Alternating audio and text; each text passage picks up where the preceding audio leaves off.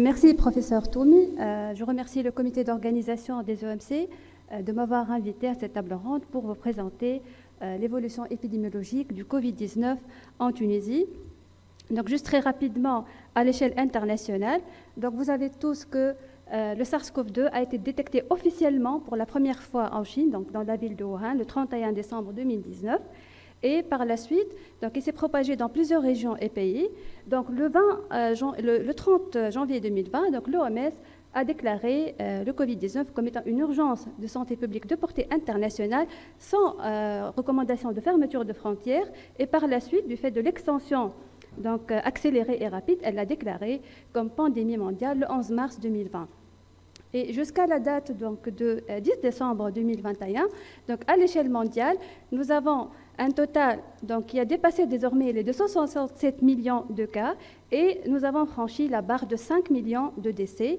Et en matière de vaccination, donc, il y a eu plus de 8 milliards de doses administrées jusqu'à cette date-là. Alors, sur cette courbe, donc cette courbe épidémique, donc, elle illustre l'évolution du nombre de cas de Covid-19 dans les 6 régions de l'OMS. Et vous voyez, donc, on peut voir les aspects des 4 vagues, ou bien les 4 poussées épidémiques, donc, qui sont expliqués en partie par l'émergence des nouveaux variants, donc alpha, bêta, gamma et delta. Et à l'échelle mondiale, donc, depuis la fin du mois d'août, donc, il y a eu un recul du nombre de Covid-19 donc, dans les 6 régions. Et vous savez bien que le 26 novembre 2021, l'OMS a déclaré officiellement le variant Omicron comme un VOC, annonçant probablement le début d'une 5e vague. Alors, qu'en est-il en Tunisie? Donc, officiellement, la pandémie Covid-19 a été déclarée en Tunisie donc, le 2 mars 2020, où le premier cas importé, donc c'était un homme de 40 ans, originaire de Gafsa et qui venait d'Italie. Et le premier décès donc, a été enregistré le 18 mars dans la région de Sousse, et c'était une femme de 72 ans donc, qui venait de la Turquie. Et à la date donc, du 10 décembre 2021, donc, le bilan de la pandémie Covid-19 est comme suit. Donc, le nombre total de tests réalisés jusqu'à cette date-là, c'était 3 225 124 tests, donc, soit un taux de dépistage de 27 000 à peu près par 100 000 habitants, c'est-à-dire à peu près 27% de la population tunisienne a été dépistée. Et concernant le nombre de cas positifs, donc, nous avons atteint le chiffre de 719 434, donc, soit un taux de positivité de 22,3%. À la date du 10 décembre, nous avons déploré un nombre de décès de 25 427, donc soit un taux brut de mortalité de 217 cas par 100 000 habitants et un taux de létalité de 3,5%.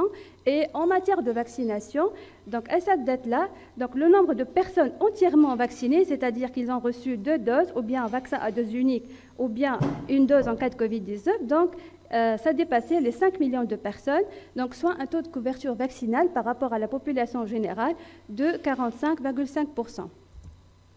Et bien évidemment, donc, le 3 décembre 2021, la Tunisie a enregistré le premier cas du variant Omicron, donc s'agissant d'un jeune homme de 23 ans qui venait du Congo via Istanbul. Alors, en matière d'activité de dépistage du Covid-19 et de positivité du test, donc, comme vous voyez dans la première courbe, le taux de dépistage le plus élevé était enregistré au mois de juillet 2021 et c'était en rapport en fait avec la disponibilité des tests rapides, surtout dans le secteur privé, et aussi à l'augmentation de la demande du testing concomitante avec l'intensification de la circulation du virus pendant cette période-là. On va voir ça par la suite. Et concernant le taux de positivité, donc après avoir enregistré des taux très élevés à l'échelle nationale, donc dépassant les 30%, surtout au mois d'octobre 2020, donc là, c'est 38,8%, et aussi au mois de juillet 2021, donc 33,1%. Par la suite, donc, il y avait une diminution du taux de positivité à partir de fin du mois d'août, témoignant du recul progressif de l'épidémie. Mais ces 2 dernières semaines de décembre, donc, on a constaté qu'il y a quand même une légère augmentation du taux de positivité, mais tout de même sans dépasser les 6%. Alors, cette diapo, en fait, cette courbe épidémique, elle résume l'évolution de la pandémie Covid-19 en Tunisie. Donc, la Tunisie, en fait, a connu 2 phases avec différentes périodes de freinage et d'accélération, donc liées à la circulation du virus.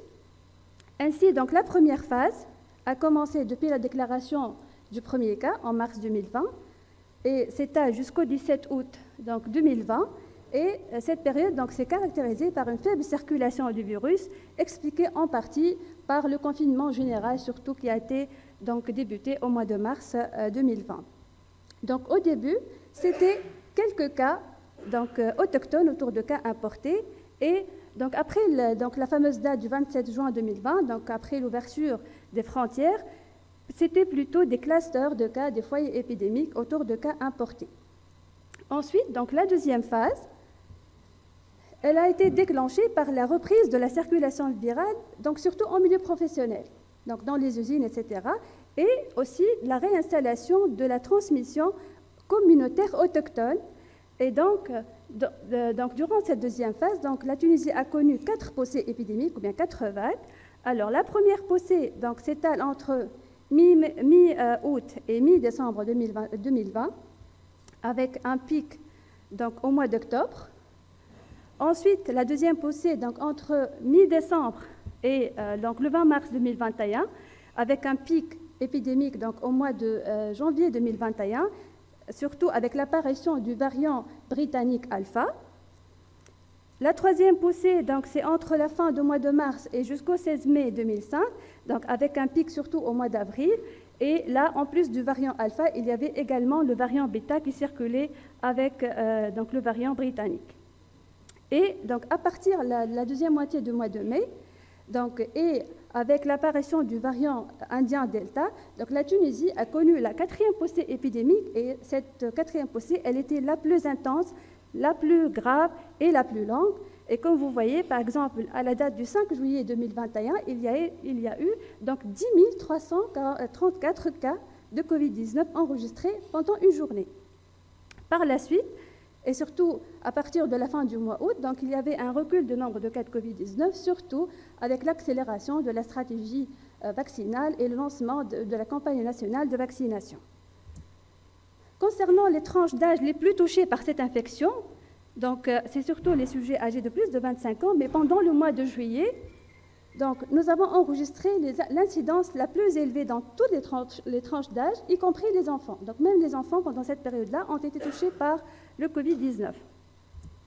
En termes de répartition géographique du Covid-19 en Tunisie, à partir de la date du 18 avril 2020, tous les gouvernorats ont été touchés par le Covid-19 et jusqu'au mois d'octobre 2021, les gouvernorats les plus touchés par cette infection, cette pandémie, c'était surtout les gouvernorats du sud-ouest, notamment Gbelli, Touzer, Tataouine, Gafsa, et également en termes de mortalité, c'est pratiquement le même profil.